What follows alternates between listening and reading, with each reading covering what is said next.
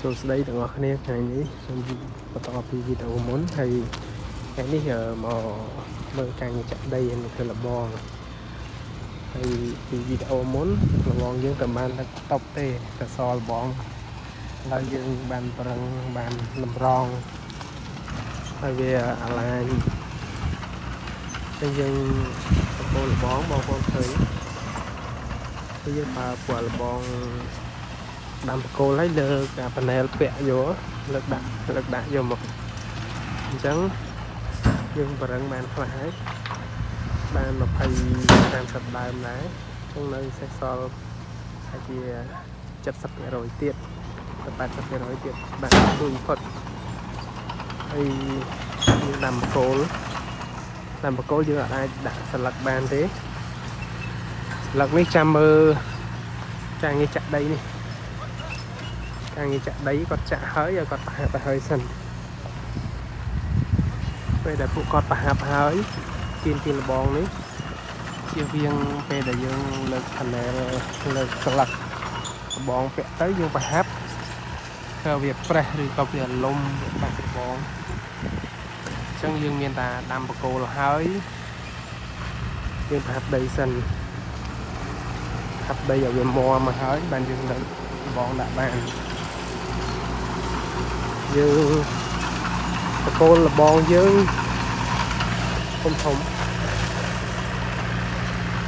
ពីទឹកគុណពីទឹកយើងចាក់ប្រកបបានន័យថាយើងប្រកបទៅក្រោម1ម៉ែត្រអញ្ចឹងទៅប្រកបទៅក្រោម1ម៉ែត្រហើយយើងចាក់បេតុងទប់ជើងខាងបាតក្រោមក៏បេតុង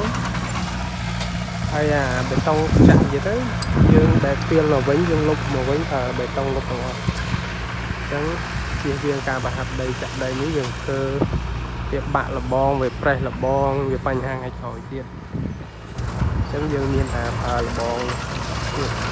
ស្កបេតុងនេះហើយប្រើស្លាកវាស្កបេតុងនេះពីទឹកកម្ពស់3ម៉ែត្រកន្លះហើយយើងប្រើស្លាកបេតុងក្រាបដែរប្រើ precast concrete precast អញ្ចឹងយើងប្រើ precast ទាំងសទាំងស្លាកនេះអាចអូរបស់លបងនេះបងប្អូនឃើញអូនេះសម្រាប់លើដាក់ស្លាកពាក់នេះខាងនេះអញ្ចឹងស្លាកយើងមួយស្លាកនេះមានប្រវែង3ម៉ែត្របាទ3ម៉ែត្រអញ្ចឹងមកប្លោះសមួយប្លោះស3ម៉ែត្រដែរដើម្បីលើកទៀតអានេះលបងងាយស្រួលដែរបងប្អូនងាយស្រួលថងថាថ្ងៃក្រោយយើងរុះរើអីយើងដោះស្លឹកពេញបានយើងកែកុននេះដោះស្លឹកពេញបានឬក៏ករណីណាដែលយើងត្រូវបើកផ្លូវឡានចេញចូលអីយើងគាត់ដកស្លឹកចេញមកយើងបើកបរបានផ្លូវហ្នឹងហើយនេះឥឡូវម៉ោង12កន្លះហើយគាត់អត់តន់រយៈបាយទេគាត់ខំ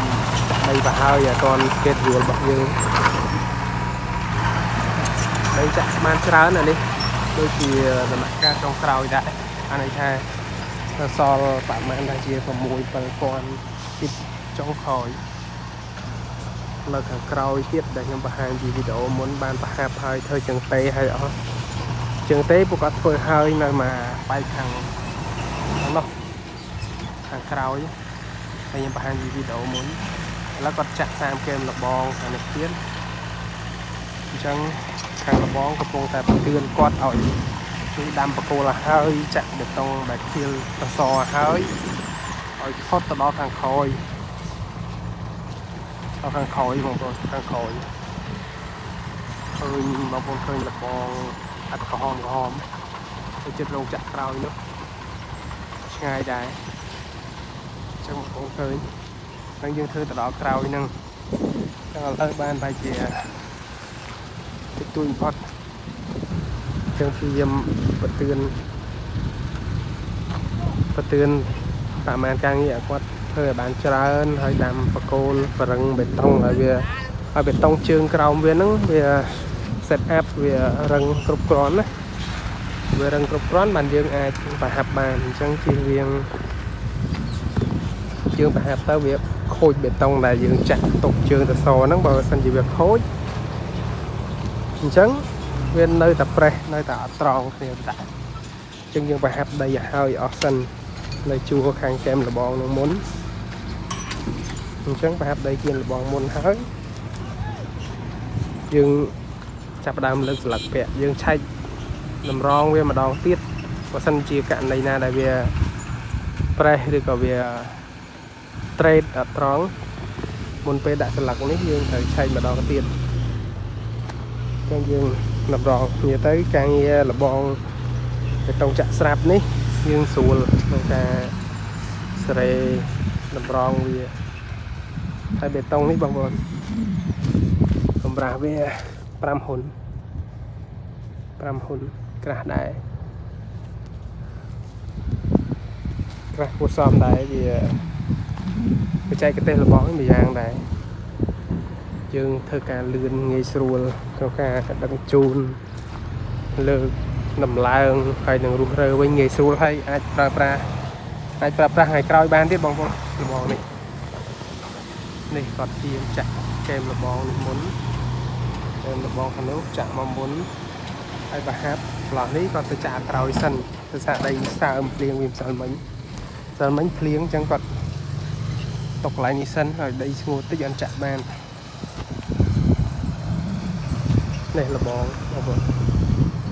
បងស្អាតត្រង់តែគ្រាន់តែអត់ទាន់ដឹងថាពេលប្រហាប់ដីហើយវាមានកម្រិតផ្អៀងបណ្ណាទៀតទេចាំមើលប្រហាប់ដីហើយតែមុនប្រហាប់ដីយើងអត់ភ្លេចទេនេះបេតុងទៅចាក់ថ្មីអញ្ចឹងបើយើងមករំខានវាធ្វើឲ្យបាប់ដីរំខានវាធ្វើឲ្យវាប្រេះឬក៏វាខូចទ្រង់ទ្រាយអញ្ចឹងថ្ងៃនេះបានប៉ុណ្ណឹងចាំមើលអាចនឹងអាទិត្យក្រោយឬក៏ដើមអាទិត្យក្រោយឬចុងអាទិត្យនៅអាទិត្យក្រោយហ្នឹងអាចនឹងបានបងប្អូនសារទៀតចឹងនឹងដីចាក់បានច្រើនណាស់បាទអរគុណច្រើនបងជំរាបលាបងប្អូនទាំងអស់គ្នាជំរាបលាវីដេអូខ្ញុំបង្ហាញប៉ុណ្ណឹងបានដោយសារមេឃក្តៅខ្លាំងអញ្ចឹងទូរស័ព្ទក៏វាក្តៅដែរអរគុណច្រើនជំរាបលាបងប្អូនជួបគ្នាវីដេអូក្រោយ